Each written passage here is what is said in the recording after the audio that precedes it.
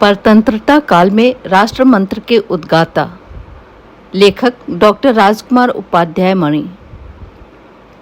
भारत के राष्ट्रवादी धर्म समाज के संरक्षक संतों में अग्रगण्य संत त्रिमूर्ति गुरु गोरखनाथ, स्वामी रामानंदाचार्य और समर्थ गुरु रामदास का नाम लिया जा सकता है। इन तीन महात्माओं ने अपने प्रभाव और स्वभाव से भारतीय समाज और संस्कृति की अथक रक्षा की है। अपनी आध्यात्मिक शक्तियों से समाज को समर्थ बनाने वाले समर्थ गुरु रामदास का जन्म महाराष्ट्र में गोदावरी नदी के तट पर 1608 ईस्वी में चैत्र शुक्ल नवमी तिथि को हुआ था। अतएव उनके माता पिता राणूबाई एवं सूर्याजी पंत ने उन्हें रामदास कहा, किंतु उनके बचपन का नाम नारायण रखा था। परंपरागत ढंग से 5 वर्ष की अवस्था में उनका यज्ञोपवीत संस्कार करके विद्यारंभ कराया गया। बाल ब्रह्मचारी नारायण की नित्य 2,000 सूर्य नमस्कार करना दिनचर्या हो गई थी। बाल जीवन में चपलता के प्राबल्य के कारण नग वृक्षारोहण की प्रवृत्ति बन चुकी थी। आंजनेय एवं श्री राम की इष्ट सिद्धि हो जाने से अब वे समर्थ गुरु रामदास बन गए थे। उनमें वैराग्य की प्रवृत्ति को देखते हुए माता पिता द्वारा नारायण के विवाह की तैयारी 12 वर्ष की अवस्था में होने लगी थी। विवाह मंडप में शुभ लग्न शाखोच्चार के समय पुरोहित जी द्वारा शुभ लग्न सावधान 3 बार कहने पर बालक नारायण विवाह मंडप से 9-2-11 हो गए और गोदावरी नदी को पार करके नासिक के पंचवटी में 12 वर्षों तक घोर साधना की। उन्होंने गोदावरी नंदिनी नामक नदी के संगम के निकट गुफा में निवास बनाया। कालांतर में उन्होंने 6 माह पर्यंत कटी तक जल में स्थिर होकर कृच्छ तप किया और श्री राम जय जय राम त्रयोदशाक्षरी मंत्र का सतत जप किया। अंततः उन्हें भगवान श्री राम का दर्शन मिला। नासिक के पास गुफा में 3 वर्षों तक वेदांत, उपनिषद, रामायण, महाभारत का अध्ययन करके उन्होंने भारतीय जीवन मूल्यों की रक्षा का संकल्प लिया। राष्ट्रार्थ मानव हितार्थ समर्थ गुरु रामदास ने संत शक्ति का पंचायतन मंडल बनाया। समर्थ गुरु ने संत तपस्या का उद्देश्य राष्ट्रोद्धार बताया और देश देशांतर के तीर्थों में जाकर उन्होंने आक्रांताओं से भारत की मुक्ति के लिए श्री राम की भक्ति का संदेशोपदेश दिया। गोदावरी के नासिक में पंचवटी के साधनोपरांत द्वारिका, काशी, अयोध्या, मथुरा, हरिद्वार, श्रीनगर, बदरिकाश्रम, केदारनाथ होते हुए उन्होंने मदुरई, रामेश्वरम की तीर्थ यात्रा की और भारत शक्ति बोध एवं राष्ट्रबोध का उपदेश देते हुए राष्ट्र रक्षा का आह्वान किया। परतंत्रता काल में समर्थ गुरु रामदास ने राष्ट्र मंत्र के उद्गाता के रूप में राष्ट्र रक्षा के लिए अपनी तपस्या की शक्ति एवं राम राज्य की नीति की भक्ति से संपन्न शिवाजी को छत्रपति बनाया।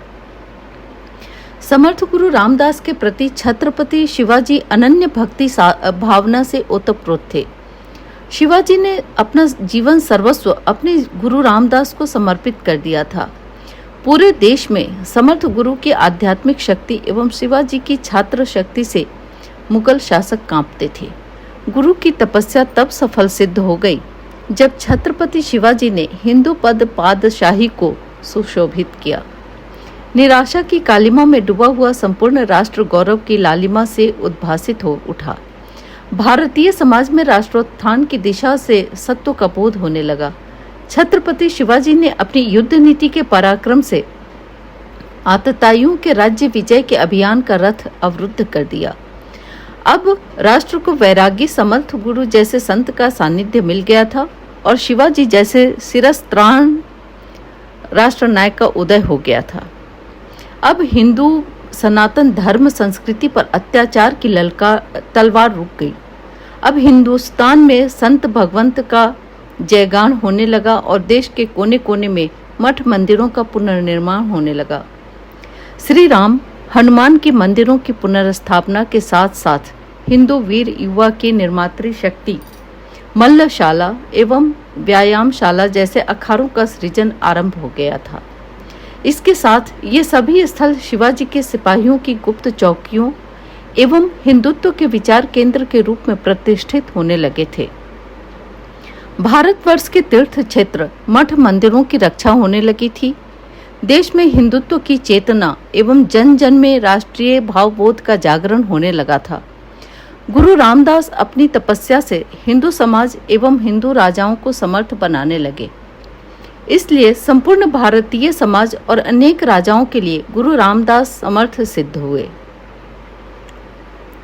समाज की अशुभ भाग्य लिपि को सौभाग्य लिपि में परिवर्तन की क्षमता सिद्ध संत समर्थ गुरु रामदास में थी एवं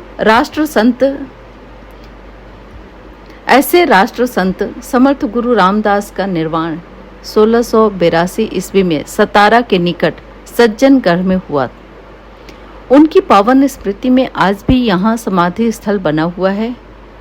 ऐसे राष्ट्र ऋषि अपने जीवन में लोक कल्याण का कार्य करने हेतु प्रादुर्भूत होते हैं।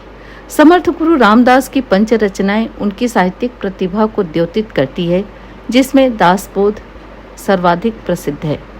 समर्थ गुरु ने अपनी साधना की सिद्धि से अनेक गरीबों को धनवान, मृतक को संजीवनी, बंध्या को सपूतवती का आशीर्वचन देकर लोक कल्याण का भी मार्ग प्रशस्त किया।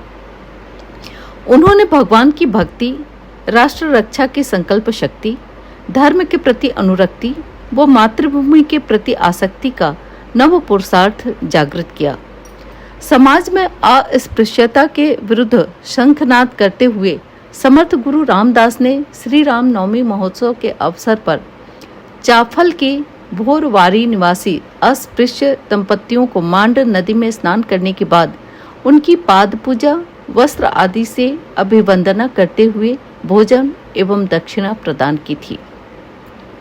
उन्होंने समाज के सभी वर्गों को श्री राम जय जय राम त्रयोदशाक्षरी मंत्र की दीक्षा लेने एवं दक्षिणा पाने का समान अधिकार दिलाया। उन्होंने 1100 शिष्यों को अनेक मठों के महंत का स्थान प्रदान किया, जिसमें 1/4 लगभग 300 केवल महिलाओं को प्रतिनिधित्व प्रदान किया था। उन्होंने समाज में धार्मिक जागरण एवं प्रबोधन के लिए श्री रामनवमी का महोत्सव प्रारंभ किया। उनसे प्रेरित होकर आधुनिक समय में लोकमान्य बाल गंगाधर तिलक ने समाज जागृति एवं एकत्व जागरण हेतु महाराष्ट्र में गणेशोत्सव की प्रथा प्रारंभ की। समर्थ गुरु ने ही स्वराज एवं धर्म का मूल मंत्र अपने अभंगों के माध्यम से दिया था।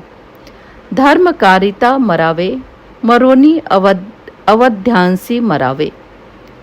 जय हिंद, जय भारत।